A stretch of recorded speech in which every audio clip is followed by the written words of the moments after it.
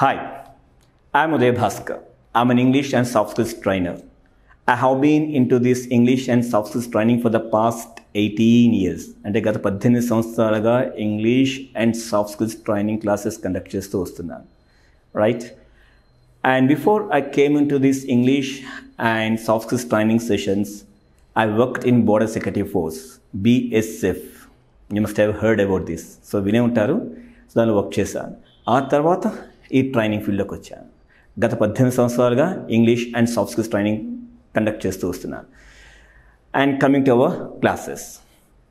In the previous class we discussed grammar and fluency. Now in today's session we are going to discuss the rest, like accent, idioms, phrases we are going to discuss. Let's come to the point, accent. My dear friends, don't be worried about your accent. Accent means what? It's melody of the language. భాషకు సంబంధించిన ఒక melody అది. Every language has melody. ప్రతి భాషకి melody ఉంటుంది. Telugu has its own melody. Telugu భాష కూడా ఒక మెలోడీ ఉంటుంది. Hindi has its own melody. Hindi కూడా ఒక మెలోడీ ఉంటుంది. Malayalam has its own melody. Tamil has its own melody. English has its own melody. See, ఇప్పుడు మన తెలుగు భాషని పరాయి భాష వాళ్ళు మాట్లాడితే మనకు ఆ డిఫరెన్స్ తెలిసిపోతుంటుంది. ఎందువల్లంటే ఆ మెలోడీ యాక్సెంట్ బట్టి పట్టేస్తాం మనం. సేమ్ మనం హిందీ మాట్లాడినప్పుడు వాళ్ళు క్యాచ్ చేసేస్తారు. సో ఆ హిందీ యాక్సెంట్ రాకపోతుంటుంది, కానీ ప్రాక్టీస్ చేస్తే ఖచ్చితంగా వస్తుంది accent. It's matter of practice. Coming to our English accent, as long as you are in India, ఇండియాలో ఉన్నంతకాలం మన యాక్సెంట్ కోసం కంగారు పడద్దు. Indian accent accepted. Got it? When you go abroad, there you can practice US accent, UK accent, Australian accent, you can practice it later. But don't be worried about your accent. Don't waste your time on accent. First, be fluent. Fluency is a very, very important. Fluency కోసం practice చేయండి. ఫ్లూయెంట్గా ఉండండి ఇంగ్లీష్లో. Unless you are fluent in English, accent training cannot be given to you. అంటే మీరు ఇంగ్లీష్లో ఫ్లూయెంట్గా మాట్లాడలేకపోతే యాక్సెంట్ ట్రైనింగ్ నేర్చుకుని వేస్ట్. కాబట్టి ఫ్లూయెన్సీ ఫస్ట్.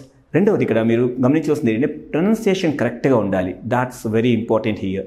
ప్రొనౌన్సియేషన్ అంటే ఏంటి అంత కరెక్ట్గా ఉండాలంటే, ఇంగ్లీష్లోని ఆ వర్డ్ తాలూకా లాస్ట్ సౌండ్ ఎప్పుడు కూడా హాఫ్ సౌండ్ అవుతుంది.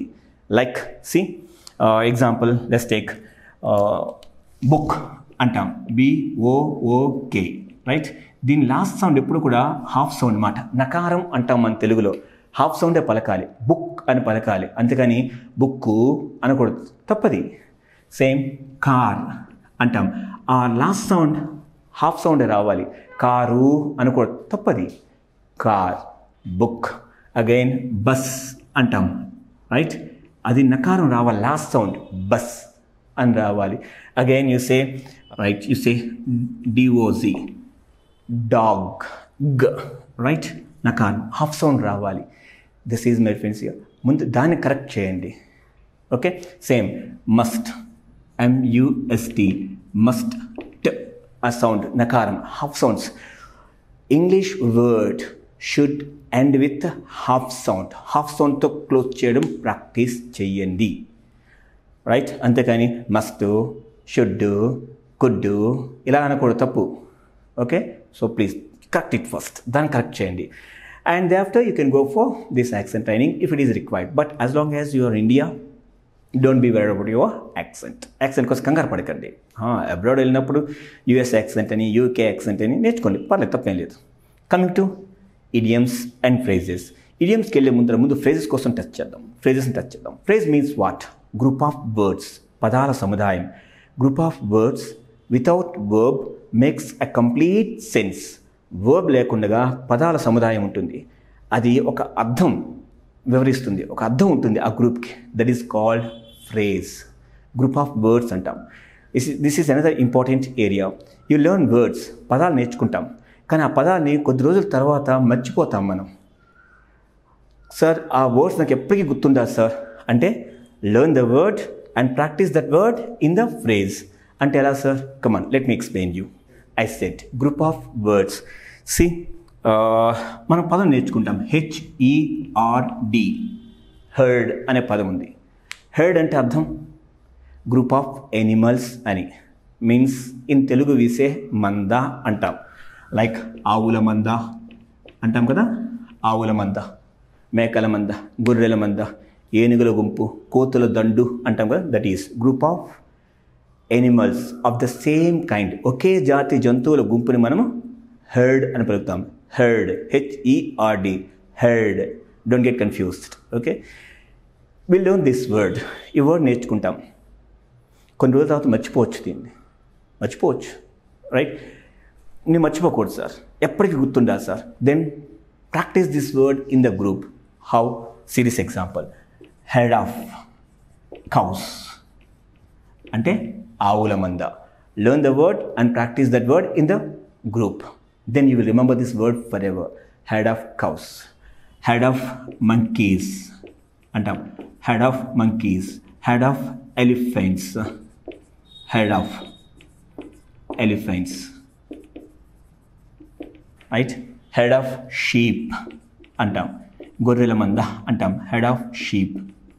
This is head of monkeys, head of sheep, head of goats. That is, my friends, learn the word, practice that word in the group, then you will remember this word forever, forever. One, let's take another word, like that is tale, T-A-L-E, tale. What do you mean by tale? Tale means story anadham, right? You learn this word, నేర్చుకుంటాం ఈ పదాన్ని, కొన్ని రోజుల తర్వాత మర్చిపోవచ్చు కాక. Got it sir? I want to remember this word for ever. ఎప్పటికీ గుర్తుండిపోవాలి సార్. దాన్ని ఏం చేస్తాం అప్పుడు? Tales, tales of Tenali Ramakrishna అని చెప్తాం, రైట్? ఆ వర్డ్ని గ్రూప్లో పెట్టండి. Tales of Tenali Ramakrishna means Tenali Ramakrishna కథలు అంటాం. టేల్స్ ఆఫ్ అక్బర్ బీర్బల్, అక్బర్ బీర్బల్ కథలు అంటాం. టేల్స్ ఆఫ్ అమరావతి, అమరావతి కథలు అంటాం. ఫెయిరీ టేల్స్ అంటాం. Fairy tales. This is Panchatantra tales. Like this group of words, right? My dear friends, we must learn, practice them. Not only what is called learning, you have to practice them in speech. Speech lo kuda practice cheyali, reading kuda practice cheyali, phrases. Then your English sounds very good. చాలా బాగుంటుంది. చదివేటప్పుడు కూడా ఫ్రేజెస్లో చదవడం practice చేయండి. మాట్లాడేటప్పుడు ఆ ఫ్రేజెస్లో మాట్లాడుతూ ఉండండి. గ్రూప్ ఆఫ్ వర్డ్స్ టుగెదర్, కలిపి పలుకుతూ ఉండండి. Then it sounds very good. Let's take another example. FLOUR, flour. Flour అంటే అర్థం ఏంటి? పిండి అని అర్థం, రైట్? పిండి. We learn this, but I want to remember this word forever. ఇది ఎప్పటికీ గుర్తుండిపోవాలి సార్ నాకు. Then use this word in the group. Like you say, wheat flour అంటాం, అంటే గోధుమ పిండి అంటాం. wheat flour. ఆ వర్డ్ని గ్రూప్లో పెట్టండి. wheat flour, గోధుమ పిండి. రైస్ ఫ్లోర్, వరి పిండి అంటాం. కార్న్ ఫ్లోర్, జొన్న పిండి అంటాం. మైదా ఫ్లోర్ అంటాం, మైదా పిండి అంటాం. ఫ్లోర్ మిల్ అంటాం, పిండి మర అంటుంటాం. Got it? So, my dear friends, learn the word, practice that word in the phrase. Then you will remember this word forever. And also, practice the reading also in phrases. And your English sounds very good, my dear friends. This is one more area that we must practice. Hope you understand. We shall continue the rest in next class.